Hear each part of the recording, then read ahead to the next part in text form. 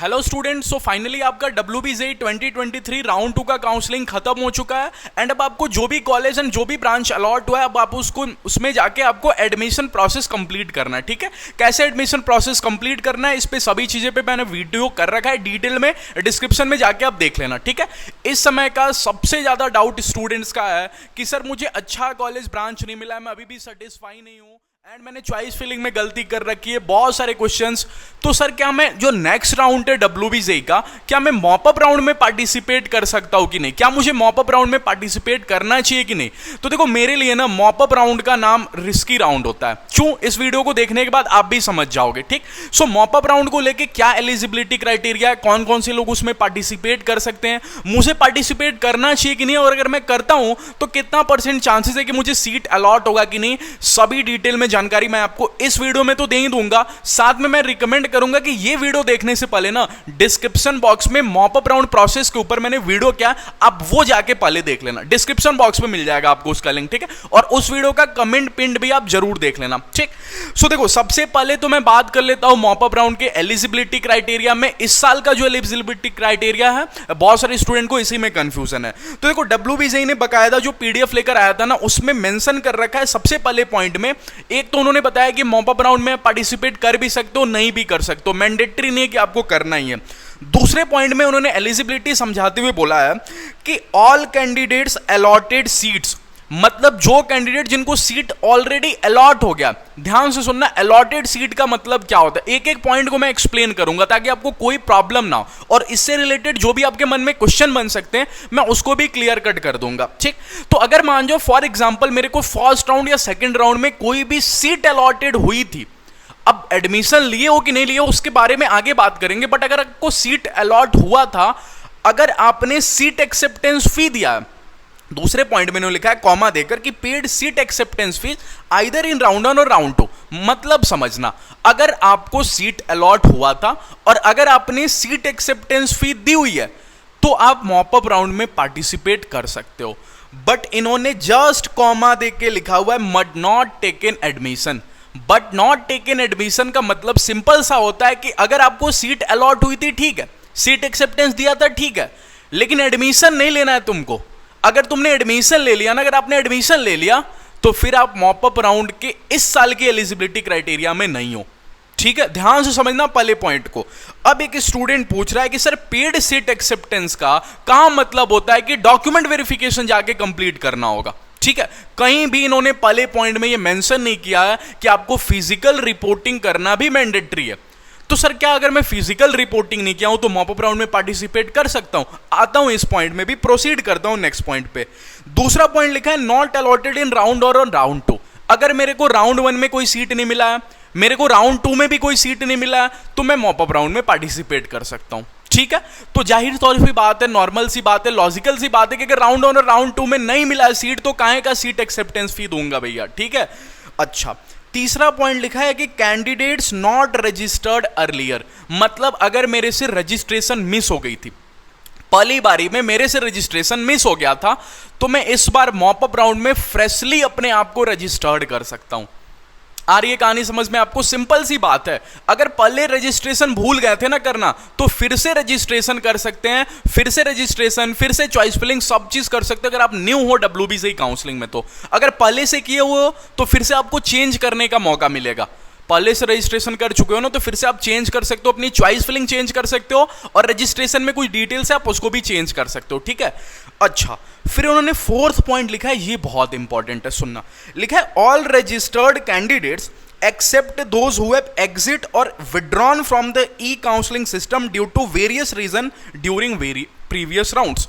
अब सुनना, ये सबसे इंपॉर्टेंट बात है, यही बताएगा कि आपको डॉक्यूमेंट वेरिफिकेशन कराए हो तो कर सकते हो कि नहीं कर सकते। इन्होंने कहीं नहीं लिखा है साफ साफ कि आपको फिजिकल रिपोर्टिंग करनी है, ठीक, बट इन्होंने ये बात लिखा हुआ है कि अगर किसी कारणवश आप काउंसलिंग से बाहर हो जाते हो, किसी कारणवश आप खुद को एग्जिट कर लेते हो, नहीं भैया मुझे काउंसलिंग नहीं कराना, आप अपना 5000 रिफंड के लिए एप्लीकेशन भी दे देते हो, किसी कारणवश अगर आपको WBJEE भी आपके डॉक्यूमेंट्स में कुछ भी गलती फाउंड करता है, कुछ भी गड़बड़ पता करता है और वो आपको बाहर कर देता है, तो आप दोबारा मॉपअप राउंड में पार्टिसिपेट नहीं कर सकते।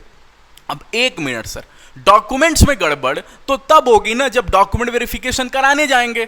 सुनना, मैंने पिछले वीडियोस में चूंकि मेंशन नहीं था इसीलिए मैं यहां पे आपको एक्सप्लेन नहीं किया था कि डॉक्यूमेंट वेरिफिकेशन कंपलसरी है कि नहीं, लेकिन लास्ट ईयर तक जितना भी ट्रेंड था ना उसमें डॉक्यूमेंट वेरिफिकेशन कंपलसरी था फॉर मॉप अप राउंड। इन्होंने फोर्थ पॉइंट में शायद यही बात बोलने को ये चाह रहे हैं कि अगर आपका डॉक्यूमेंट्स कुछ भी गड़बड़ है तो आप बाहर हो जाओगे काउंसलिंग से, तो डॉक्यूमेंट वेरिफिकेशन कराओगे तब तो पता करेंगे ना कि डॉक्यूमेंट सही है या गलत है। तो आई थिंक मैं अभी भी इस पे कंफर्म नहीं हूं, ठीक है, क्योंकि साफ साफ इन्होंने मेंशन नहीं किया है ये बात, ठीक है, तो मैं अभी भी कंफर्म नहीं हूं। लेकिन लास्ट ईयर के ट्रेंड को देखें तो डॉक्यूमेंट वेरिफिकेशन आई थिंक इस साल भी कंपलसरी है। अगर आपने नहीं करा रखा है डॉक्यूमेंट वेरिफिकेशन तो आई थिंक, मैं कंफर्म नहीं बोल रहा हूं क्योंकि यहां पे लिखा नहीं है ना उन्होंने, तो कैसे पता चलेगा, ठीक है। लास्ट ईयर को देख के अगर मैं इस ईयर बोलूं और इस पॉइंट को देख के स्पेशली बोलूं तो I think document verification compulsory है। अब आई थिंक आपके सारे डाउट्स क्लियर हो गए होंगे एलिजिबिलिटी क्राइटेरिया को लेके, स्पेशली तो हो ही गए होंगे, ठीक। फिर भी कोई डाउट है तो आप पूछ सकते हो मेरे से कमेंट सेक्शन में। अच्छा, नेक्स्ट पॉइंट इन्होंने क्या बोला है कि अ न्यू कैंडिडेट है वैलिड रैंक, उसको 1000 रुपया देना होगा।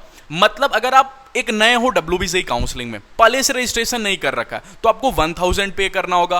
पहले से रजिस्ट्रेशन कर रखा है, दोबारा मॉप अप राउंड में पार्टिसिपेट करो तो आपको सिर्फ 200 रुपीज देना होगा। यही बात ये बोल रहे हैं। फिर से आपको चॉइस फिलिंग वगैरह करना होगा, ओके।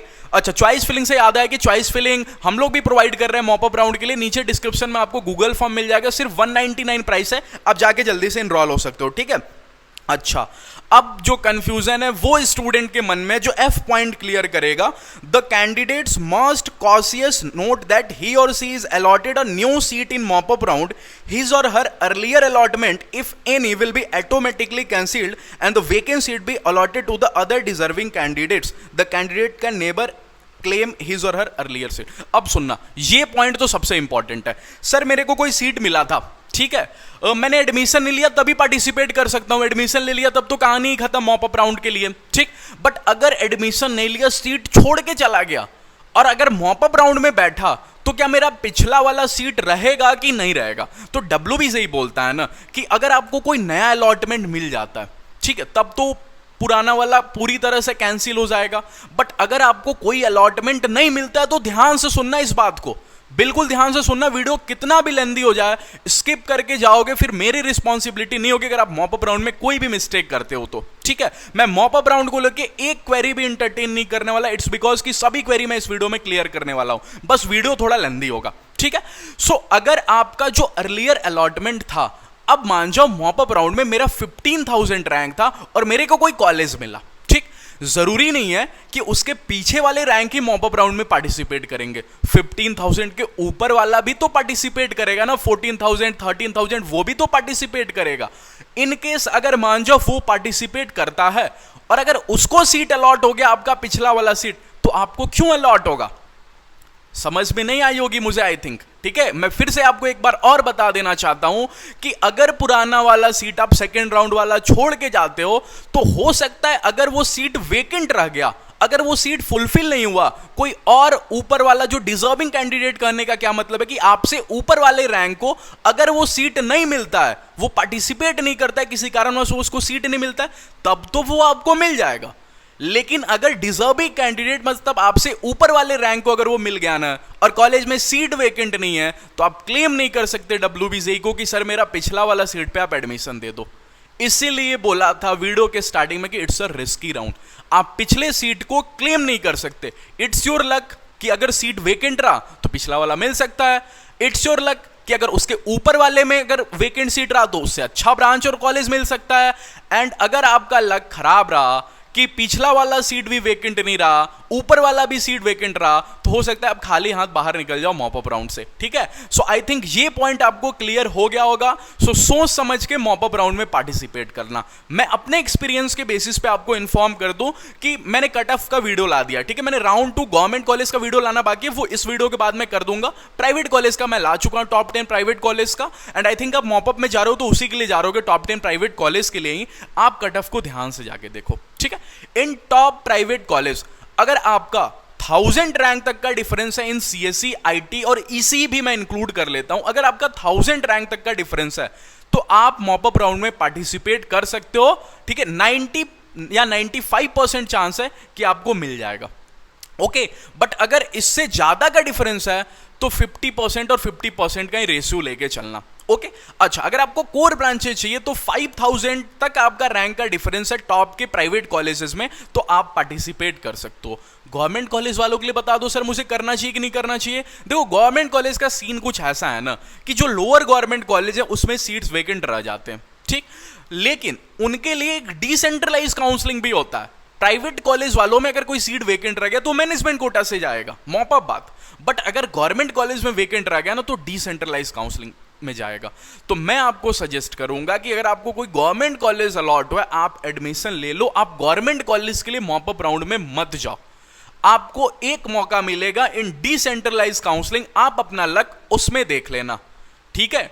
डिसेंट्रलाइज काउंसलिंग बेटर होगा क्योंकि उसमें मॉप अप राउंड की कोई क्राइटेरिया नहीं है, जैसे कि एडमिशन ले लिए तो नहीं पार्टिसिपेट कर सकते हैं, ठीक है। तो इसलिए बेटर होगा कि अगर आप कोई गवर्नमेंट कॉलेज टारगेट कर रहे हो तो गो फॉर डिसेंट्रलाइज काउंसलिंग। उसके एलिजिबिलिटी क्राइटेरिया सब चीज पे मैंने वीडियो कर रखा है, फिर से एक वीडियो कर दूंगा इस साल, ठीक है। सो आप उसके लिए जाओ, मॉप अप राउंड के लिए मत जाओ। प्राइवेट कॉलेज टारगेट कर रहे हो, रैंक का जो डिफरेंस होगा मैंने इन्फॉर्म कर दिया, तब आप जा सकते हो, ठीक है। सो आई थिंक जितने भी क्वेरीज हैं मॉप अप राउंड को लेके वो मैंने क्लियर कर दिया इस वीडियो पे। पसंद आया हो तो लाइक करना, ज्यादा से ज्यादा इसको शेयर करना, सभी स्टूडेंट के पास पहुंचना चाहिए। चैनल पसंद आ रहा हो, हर चीज बात समझ में आ रहा हो तो प्लीज एक सब्सक्राइब कर देना, अपने जूनियर के साथ भी शेयर कर देना। ओके थैंक यू, मिलते हैं नेक्स्ट वीडियो में, तब तक के लिए धन्यवाद। एंड एक और अपडेट, अगर आपको काउंसलिंग कराना हम लोग के थ्रू, नीचे गूगल फॉर्म होगा, फिल कर लेना। डायरेक्ट एडमिशन चाहिए किसी भी प्राइवेट कॉलेज में तो स्क्रीन पे एक नंबर दिखा होगा अभी, उस पर कॉन्टेक्ट कर लेना, ठीक है। चले मिलते हैं नेक्स्ट वीडियो में, थैंक यू ऑल।